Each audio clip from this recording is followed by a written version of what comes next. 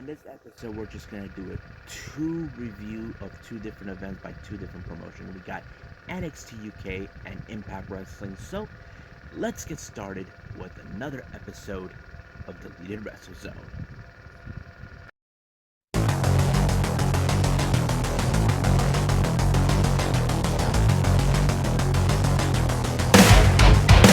Are you ready? Get up, get up! Get up, get up! Get up, get up! Get up, get up! Get up, get up! Get up, get up!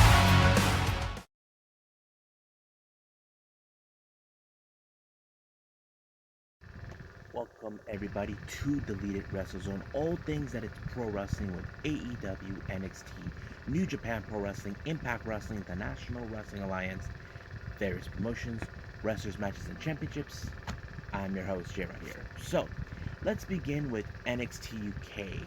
This one had a great opening with Jordan Devlin taking on Tristan Archer, who many of the officials in NXT UK are impressed. Now, he came up short a week ago against Joseph Connors, but this time he is facing against the Irish Ace, and he was pretty brutal on this one, and of course it was the Ace that won.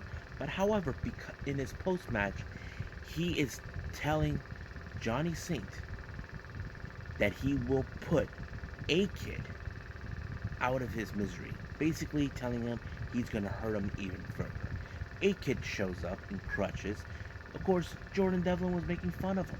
But however, somehow he actually miraculously recovered. Now, don't ask me how or why, but it was a good way to spoil the fun with Jordan Devlin. So next week, we're going to have both Devlin and A-Kid in a 30-minute Ironman match.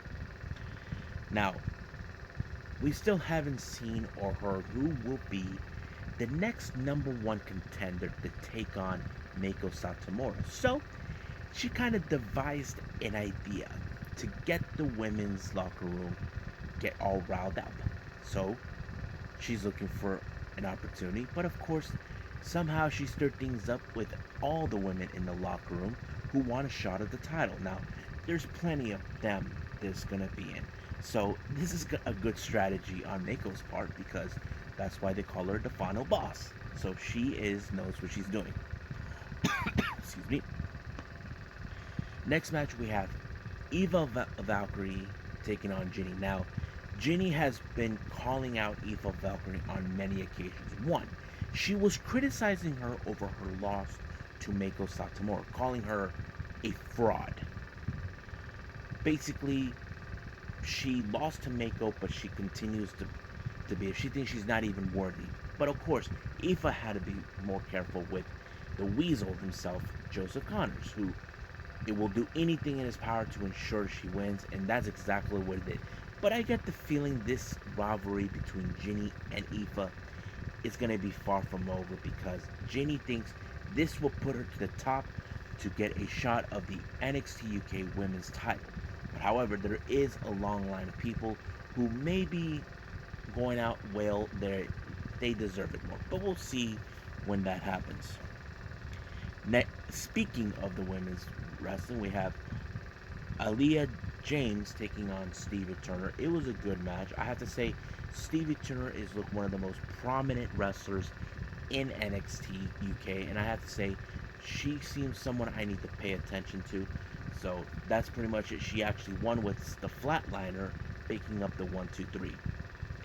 Now, main event, we have Symbiosis, led by Eddie Dennis, consistent of both T-Bone and, of course, Primate, taking on Moustage Mountain, Tyler Bate, and Trent Seven. The match was great.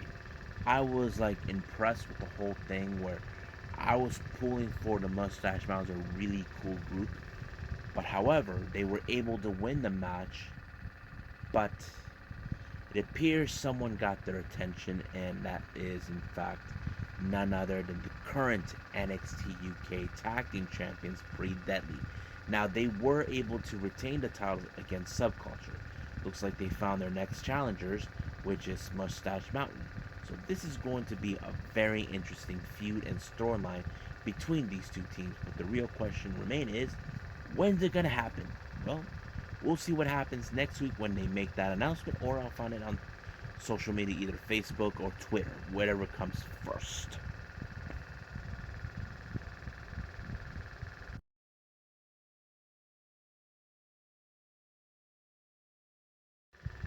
Okay, so the last review I got is Impact Wrestling. It opened up where rumors were circulating about Scott D'Amore's big things are happening. So he couldn't get into the details because he was on the phone. However, the Atom representative, Tommy Dreamer, told him they need to do something about a number one contendership for the Impact World title.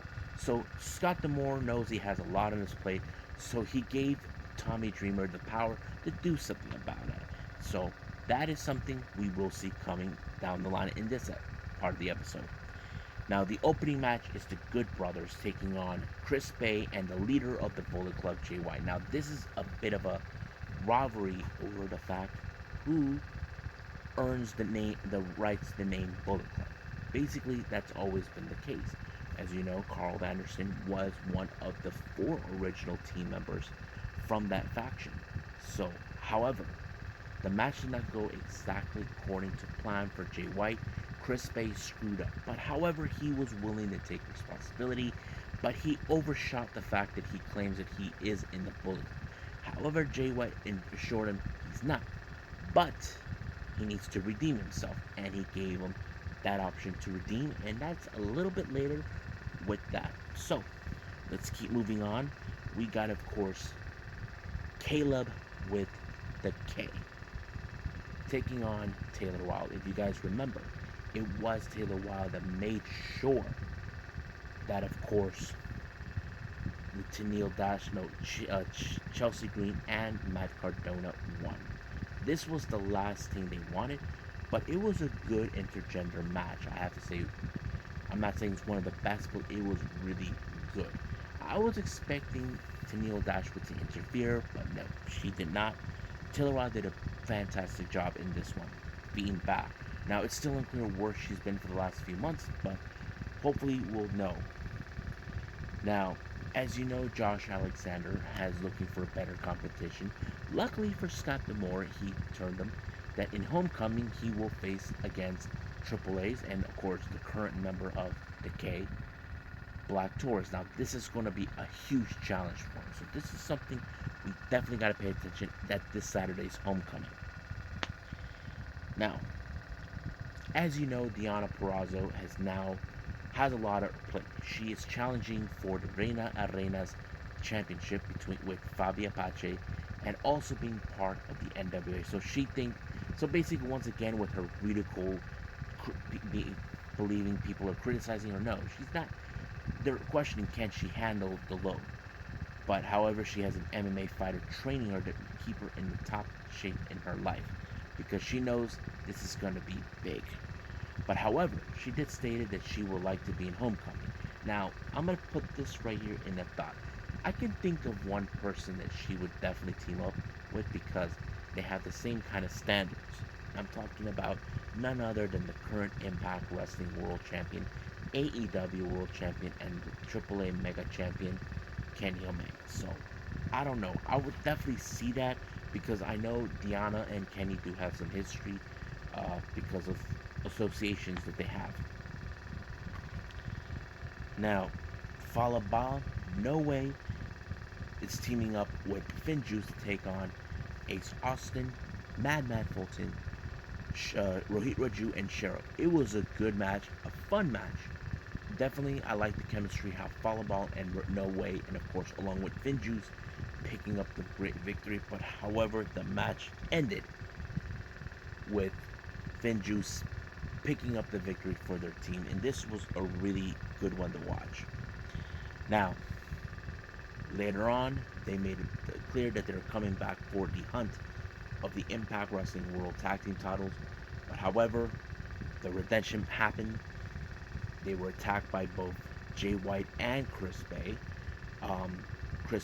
Jay White made it perfectly clear to David Finlay that there's no place in the world he can hide from them. Basically, he knows he has to challenge him in August 14th at Resurgence. So this is one of those things you've got to pay attention of.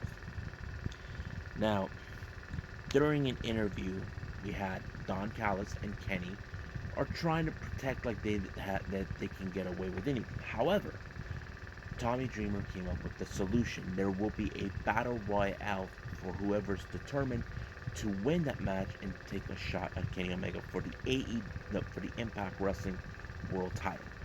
Don Callis and Kenny are not happy, so they stroll their butts straight to the ring, talking and talking. But out of nowhere, here comes Sami Callihan. But we did not expect what was coming next, and that is the Elite Hunter himself, Frankie Kazarian, who does have history with Impact, and that is a pretty good thing. So the real question is, was he the one behind the phone with Scott D'Amore? Well, it may look like it, but we'll see. But however, during they both Callahan and Kazarian talk, they were going to set them up in a trios match between, of course, the Elite taking on Sami and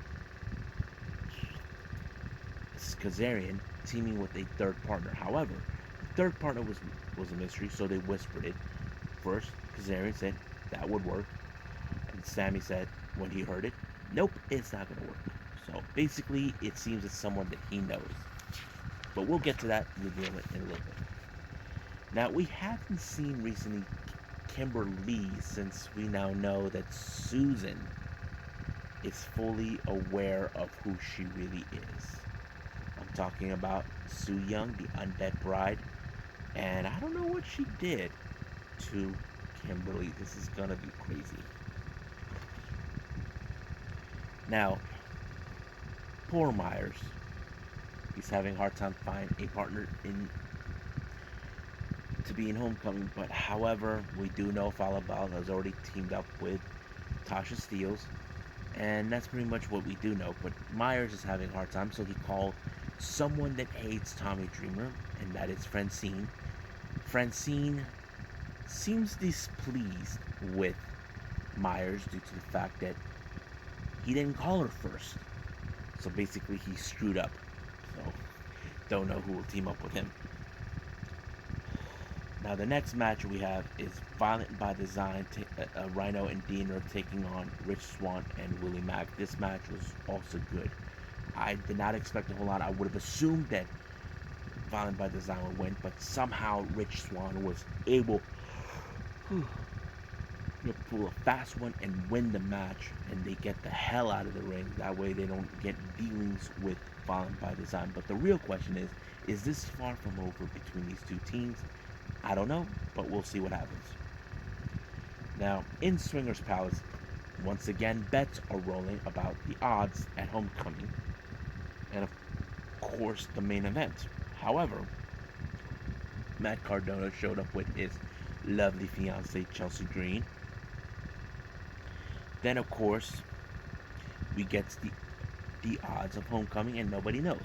However, once again, Little Petey Pump showed up with Big Mama Pump, which is Jordan Grace, and gave his odds. However, they were joined by someone who they don't want nothing to do with or start a fight, and I'm talking about W. Morrissey, who was just there to send a message to, what's his name? To Eddie Edwards by W. Morrissey, telling him that he's going to leave him at home. So basically, he's going to hurt him bad. That's what he's determined to do.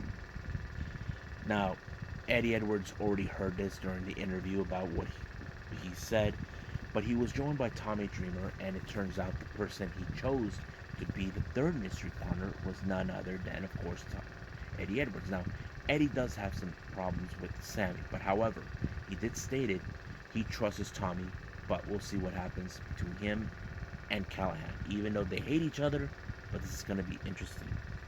Now, the main event was Moose taking on Chris Sabin. Unbelievable match. I enjoyed it. Basically, there were a lot of good, great stuff. Like you see Moose, who played the character, like saying this match was a fluke. So basically, that's what happened. But however, this match did end up in that type of story where Moose beats Chris Sabin, and of course the fluke has finally happened. But however, this feud between both Sabin and Moose, it looks like it's not even done, not even close. So the real question is, what's gonna happen this coming homecoming, and of course next week on Impact? So I can say this for all of you, we just gotta wait and see. So let's just wait and see what happens next Thursday. Well, I hope you guys enjoyed this episode. First thing I want to do is apologize with the noise that's coming. You see, it's my fan. It's really hot here because it's summer and it's giving this weird helicopter noise. Really apologize. You may see it throughout the entire episode. I really apologize for that, but it is what it is. I gotta get a new one or so. But coming up, we got New Japan Pro Wrestling Summer Struggle, continuing more with it. We even got 205 Live and New Japan Strong. But I will throw in an occasional event. Still don't know yet, but I'm considering maybe another DDT because I'm way behind on that. Uh, Possibly Saturday, I'll throw in mostly the Yoshi promotions, and Sunday, maybe two events or so coming from another promotion. I don't know. We'll see what happens on Sunday. But for now, I'll see you guys in the next DWZ time. Same DWZ channel. I must bid all of you adieu. So, goodbye. And have a nice day. Bang.